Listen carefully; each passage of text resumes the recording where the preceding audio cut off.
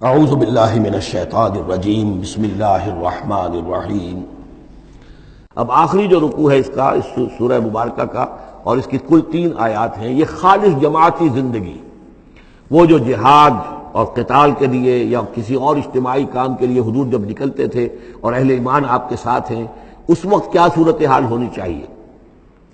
انما المؤمنون الذین آمنوا باللہ ورسولہ، مومن تو صرف وہی ہیں جو ایمان لائے اللہ پر، اس کے رسول پر، وَإِذَا كَانَ مَعَهُ عَلَىٰ أَمْرٍ جَامِعٍ، اور جب وہ ہوتے ہیں ان کے ساتھ یعنی رسول کے ساتھ کسی اجتماعی کام کے ضمن میں، لم يذهبوا حتى يستأذنوه، تو وہاں سے جاتے نہیں ہیں جب تک کہ اجازت نہ لے لیں۔ اب آپ نکلے ہیں کسی کام کے لیے، ایک نفری ہے آپ کے ساتھ، لیکن یہ کہ کوئی کہیں کھسک جائے کوئی کہیں کھسک جائے تو یہ تو صحیح نہیں ہے۔ وہ تو یہ ہے کہ اب اس اجتماعی نظم کا تقاضا یہ ہے کہ اب جہاں بھی وہاں سے کوئی عذر پیش آ گیا ہے، کوئی ایسی مجبوری ہے، کوئی جانا ہے، تو اجازت لے کر جائیں۔ علی امر جامع لم يذهبوا حتى يستأذنوه، جب تک کہ اذن نہ لے لیں۔ ان الذين يستأذنونك اولئك الذين يؤمنون بالله ورسوله، یقیناً جو اے نبی جو لوگ آپ سے اجازت لیتے ہیں وہی ہیں کہ جو ایمان رکھتے ہیں اللہ پر، اس کے رسول پر۔ فَيَسْتَأْذَنُوكَ، پھر جب وہ آپ سے کوئی اجازت مانگے، رخصت مانگے، لبعض شانہم، اپنی کسی عذر کی وجہ سے، فَأْذَن لِمَنْ شِئْتَ مِنْهُمْ، تو اجازت دے دیجئے جسے آپ چاہیں۔ مطلب یہ ہے کہ جو لیڈر ہے، جو اس وقت سپہ سالار ہے، اسے معلوم ہے سچویشن کیسی ہے، میرے پاس پہلے ہی نفری، میرے پاس کوئی اضافی نفری ہے جس میں سے میں کسی کو ریلیو کر سکتا ہوں، یا پہلے ہی میرے پاس کم نفری ہے، اس میں کسی اور کی کمی جو ہے وہ اور زیادہ خطرناک ہو جائے گی نتائج کے اعتبار سے۔ لہذا یہ نہیں ہے کہ صاحب میں نے اجازت طلب کی تو مجھے اجازت ملنی چاہیے، یہ نہیں، اجازت کیا ہوئی پھر؟ یہ تو وہی ہے جو تھانے داروں کسی معافی مانگتی ہے، اچھا میں نے تو کچھ نہیں کیا لیکن اگر آپ سمجھتے ہیں کہ میں نے کچھ کیا تو میں معافی مانگتا ہوں۔ یہ تو در حقیقت الٹی دھونس ہے کہ آپ بڑے کمینے آدمی ہیں، میں نے تو کچھ کیا نہیں تھا پھر بھی آپ سمجھ رہے ہیں کہ میں نے کچھ کیا ہے، تو میں اتنا اونچا ہوں کہ پھر بھی میں معافی مانگتا ہوں۔ یہ در حقیقت وہ انداز نہیں، اجازت تو طلب کرنی ہے تو یہ ہے کہ اجازت لے کر اجازت ملے، اور یہ اختیار جو ہے پھر اے نبی آپ کو ہے کہ آپ چاہیں تو اجازت دیں۔ فَأْذَن لِمَنْ شِئْتَ مِنْهُمْ وَاسْتَغْفِرْ لَهُمُ اللَّهُ، اور اس پر بھی ان کے لیے استغفار کیجئے اللہ سے، کیونکہ انہوں نے ظاہر بات ہے اپنے کسی ذاتی کام کو زیادہ اہمیت دی ہے اس اجتماعی کام سے۔ یہ اجتماعی کام نبی کا ذاتی نہیں ہے، یہ دین کا کام ہے، اللہ کے دین کا کام ہے۔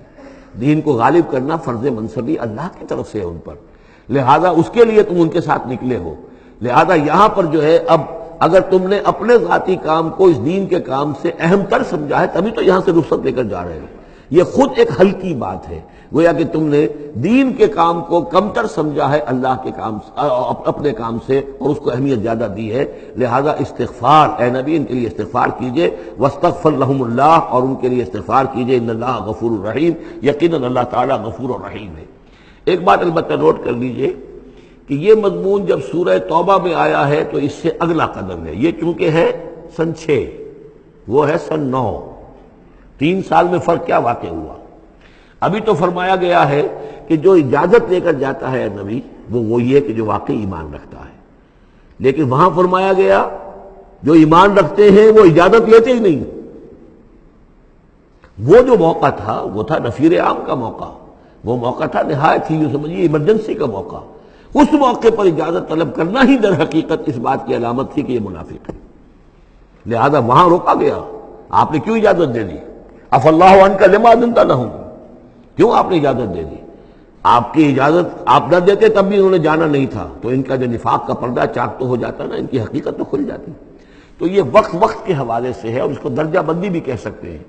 ایک وہ لوگ ہیں جو اس دین کے کام کے لیے اس درجے ہمتن اپنے آپ کو پیش کر چکے ہیں کہ دنیا کے کسی بھی کام کو اس سے اہم تر نہیں سمجھتے، وہ کیسے اجازت طلب کریں گے؟ اس سے نچلا درجہ ہے کہ وہ لوگ ہیں جو دین کے اس کام میں لگے ہوئے ہیں، لیکن کم سے کم نظم کی اتنی پابندی تو کرتے ہیں کہ اگر کہیں انہیں ضرورت پیش آ گئی جانا ہے تو اجازت لے کر جائیں۔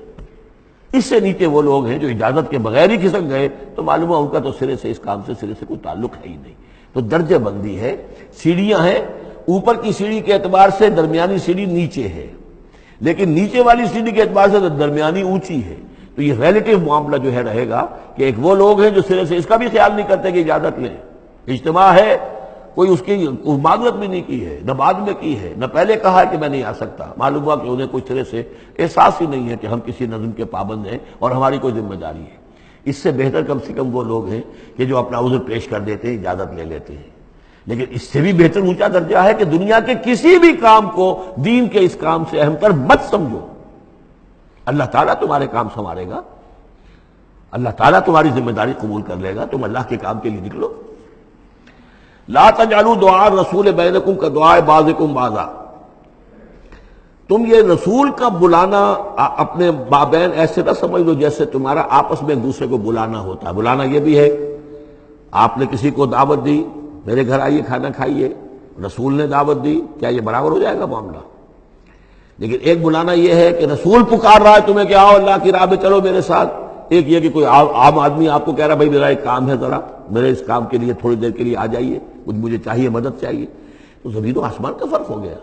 اور تیسرے معنی اس کی یہ بھی ہے کہ دعا سے مراد یہ کہ مخاطب ہونے کا انداز، تم جس طرح ایک دوسرے سے بات کر لیا کرتے ہو ایسے رسول کے ساتھ بات نہ کر لیا کرو، ان کے مقام کو، ان کے ادب کو۔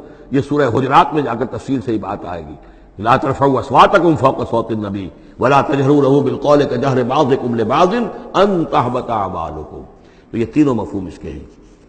قد یعلم اللہ الذین یتسللون منکم لواذا، اللہ کو خوب معلوم ہے تم میں سے وہ لوگ جو اوٹ لے کر کھسک جاتے ہیں، یعنی کہیں نکلے تو ہیں، درج ہو گیا کہ یہ بھی جانے والوں میں ہے، کہیں دیکھا کہ کوئی دیکھ نہیں رہا، کھسک گئے، یا اجتماع ہے بیٹھے ہوئے ہیں، وہیں پر اب بات آئی ہے کہ اب ایک مہم درپیش ہے، اب انہیں سمجھ میں آ گیا کہ اب نام مانگے جائیں گے، کون لوگ اس کے لیے اپنے آپ کو والنٹیئر کرتے ہیں، تو اس سے پہلے کہ وہ مرحلہ آئے وہ وہاں سے کھسک جائیں۔ یتسللون منکم، جو سٹک جاتے ہیں، کھسک جاتے ہیں، آنکھ بچا کر لواذا۔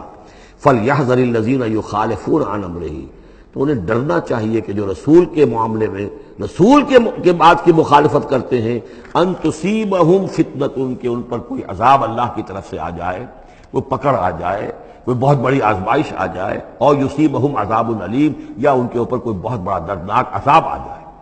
الا ان للہ ما فی السماوات والارض، آگاہ ہو جاؤ، یقیناً اللہ ہی کے لیے ہے جو بھی کچھ ہے تمام آسمانوں میں اور جو بھی کچھ ہے زمین میں۔